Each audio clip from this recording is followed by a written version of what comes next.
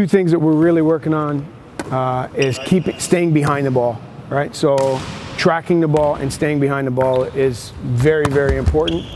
Making sure that they can pick the trajectory and the speed up very, very fast out of the server's hands. What we try and do with our passers is making sure that they can make all of those assessments by the time the ball crosses the server's attack line. If we can do that, it makes a world of difference of staying behind the ball. So I'm gonna flatten out the trajectory, where you're gonna go let this go right through your legs. This is how you're gonna track it. You want to keep it in your center line. All right. No matter where I go, maintain that posture. Move it up.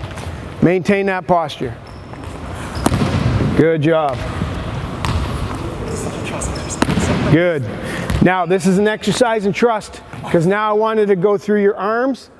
I wanted to go through your arms and your legs. So you're creating that platform, right? You track it, it goes through your arms and your legs. Here you go. Off a controlled toss. It's very, very good for tracking. Once it gets there, it's establishing the lateral footwork patterns to make sure that gets there. As soon as the lateral footwork patterns, to keep that in their midline, then they can start to use that off a serve and actually create the platform around it. Stay behind that, make that adjustment back, not up.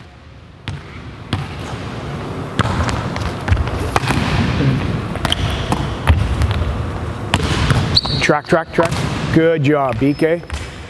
It's a good fight on that. Track, track, track, track. Good. Yeah. Good. Yep. Whoop. Wrong angle. Okay. Drop that inside shoulder on that. Can you get it out there again? Yeah. Drop it. Good.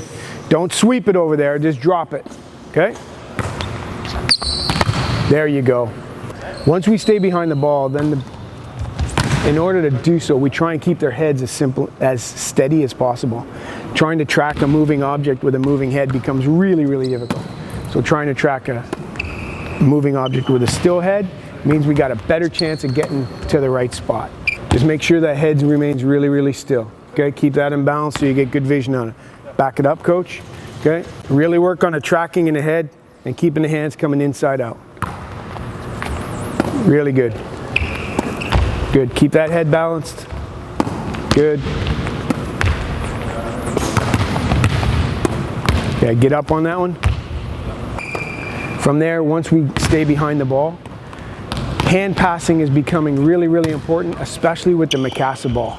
Because it floats so much, we have to cut off the angle before the end of that serve, because it becomes detrimental when that ball starts to lose its speed and starts to float. It really floats.